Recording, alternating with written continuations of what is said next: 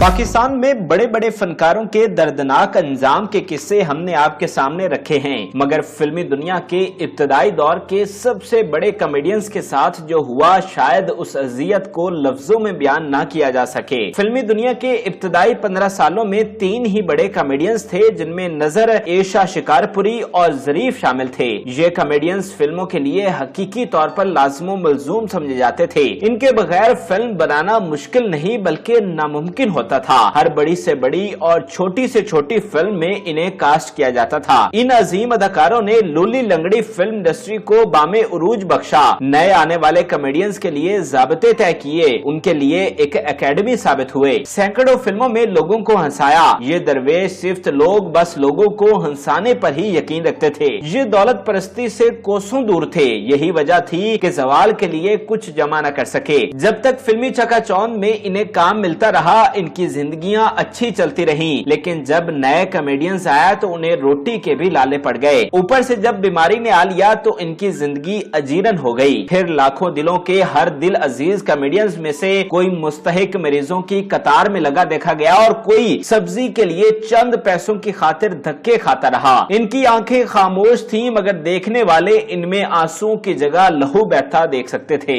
ये कॉमेडियंस तो पल पल मरने के बाद आखिरकार अब्दी नींद सो गए, मगर इनके बच्चों की अजियतें फिर भी खत्म न हुई और जैसे इनके लिए वक्त ठहर गया हो, जैसे रात ने उनके यहाँ बसेरा कर लिया हो और उजाला हमेशा हमेशा के लिए उनसे रुखसत हो गया हो। आज की इस बहुत ही खुसूसी वीडियो में हम पाकिस्तान के इन्हीं अजीम कॉमेडियंस की इस दर्दनाक अनकही दास्तान को आपके सामने पेश करेंगे, जिनके बारे में कोई नहीं जानता। आज भी लोग उनके काम को देखकर महसूस होते हैं, मगर उनकी हकीकी जिंदगियां कैसी थी, इस अलमनाक हकीकत से आज हम पर्दा उठाएंगे। एशा शिकारपुरी, नजर और ज़रीफ तीनों फिल्मी तारीख के इब्तदाई बरसों के सबसे बड़े कॉमेडियन थे, जो मुख्तलिफ हवालों से जाने जाते हैं। तीनों अक्सर एक ही फिल्म में भी नजर आते थे। इसके अलावा सब में बहुत गहरी दोस्ती थी। तीनों बहुत ही हंसमुख और मिलनसार थे। यही वो लोग थे जिन्होंने फिल्मी पर्दा पर कॉमेडियन जोड़ियों की बुनियाद डाली और बाद में मुनव्वर ज़रीफ, रंगीला, लहरी, फिर नन्ना और अली इजाज ने इस नक्शे कदम पर चल के कामयाबी हासिल की। एशा शिकारपुरी महज एक कॉमेडियन नहीं थे, बल्कि प्रोड्यूसर, राइटर, डायरेक्टर और पोइट भी थे। उस दौर में इतना ऑलराउंडर फनकार शायद ही पाकिस्तान के पास था। बाद में रंगीला ने आकर तमाम शोबों में अपना लोहा मनवाया, लेकिन एशा इनसे बहुत पहले ये काम कर चुके थे। उन्होंने क़याम पाकिस्तान से पहले ही फिल्मी दुनिया में कदम रख दिया था और बड़े सगीर की फिल्म इंडस्ट्री में बतौर कॉमेडियन मकबूल हो गए थे। तकसीम हिंद के बाद उन्होंने पाकिस्तान में रहने का फैसला किया और लॉलीवुड इंडस्ट्री को अपनी खिदमत दी। एशा शिकारपुरी इतने काबिल और मकबूल थे कि उन्हें सामने रखकर कई एक फिल्में लिखी गईं। राइटर खुसूसी तौर पर उनके लिए किरदार लिखता था। वो पाकिस्तान के शायद पहले कॉमेडियन थे जिन्होंने फिल्मों में टाइटल रोल किए थे और इस फिल्म का नाम चाचा खामखा था, जो कि 1963 में रिलीज हुई। बताया जाता है कि एशा ने लाहौर के इलाके समनाबाद के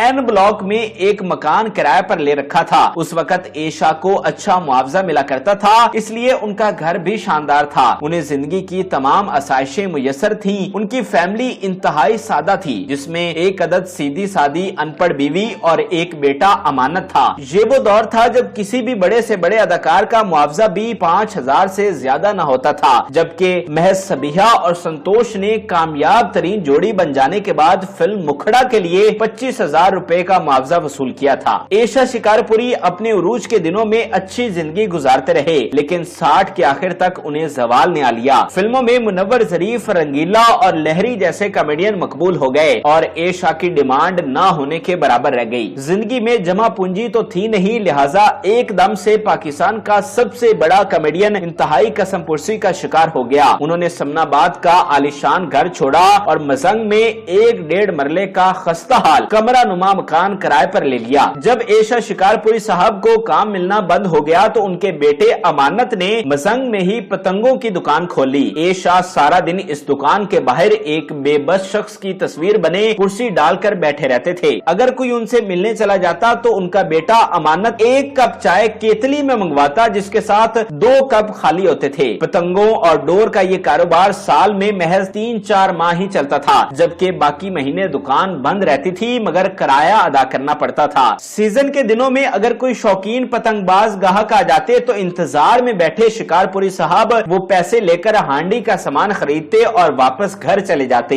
यानी एशा सारा दिन ग्राहक का इंतजार करते ताकि सब्जी खरीद सकें, क्योंकि उनके पास इतने पैसे भी ना होते थे कि सब्जी खरीद कर खाना बनाया जा सके। एशा शिकारपुरी दुकान के अलावा अपने खोली टाइप घर के डिब्बा नुमा घर में पाए जाते, जिसमें सिंगल चारपाई रखने के बाद 2-3 आदमियों के बैठने की मुश्किल गुंजाइश निकल आती थी। यही बोसीदा कमरा उनका बेडरूम और ड्राइंग रूम था। सेहन में यह हाल था कि एक छोटी चारपाई बिछ जाए तो दूसरा आदमी ना गुजर पाता। एशा की अहलिया घर के छोटे से बैरूनी दरवाजे के पीछे इसी सेहन में चारपाई पर लेटी रहती थी। वो भी अक्सर बीमार रहती थी, कोई आता तो दरवाजा खोलती और फिर वहीं लेट जाती। एशा के दिन यूं ही डिब्बा नुमा जेल की कोठड़ी जैसे कमरे में गुजरते थे और बेबसी का आलम यह था कि शदीद तरीन गर्मी में भी वो पंखा नहीं चलाते थे, क्योंकि उनमें बिजली का बिल देने की सलाहियत नहीं थी। किसी भी स्टार के लिए इससे ज्यादा अजियतनाक जिंदगी क्या हो सकती है जब वो अपने काम से भी दूर हो, 2 वक्त की रोटी भी मुयस्सर न हो, फिल्मी दुनिया के सब दोस्त साथियों ने मुंह फेर लिया हो और एक वक्त में मुल्क का असासा समझे जाने वाले की हालत जार का ये आलम हो कि वो सब्जी भी न खरीद सके, जबकि शदीद गर्मी में भी पंखा इसलिए न चलाए कि बिजली का बिल कहां से देगा। एशा शिकारपुरी ऐसे ही अजियतनाक साल गुजारने के बाद 1991 में अबदी नींद सो गए। उनकी मुश्किलात तो खत्म हुई, मगर उनके बच्चे इसी अजियत में तड़पते रहे। एशा की बेगम ने बेटे अमानत की शादी सिंध की एक रिश्तेदार लड़की से की और खुद बीमारी काटते काटते दुनिया से रुखसत हुई। अमानत ने पतंगों की दुकान के बाद चौकीदारी की नौकरी इख्तियार कर ली। शादी से उनकी एक बेटी पैदा हुई जिसे सरकारी स्कूल में दाखिल करवाया गया। बच्ची जवान हुई और जब उसे कॉलेज में दाखिल करवाने का वक्त आया तो शूमिए किस्मत देखिए कि अमानत की बिनाई चली गई। अब अमानत अपने वालिद के कमरा में उन्हीं की चारपाई पर पड़ा रहता था।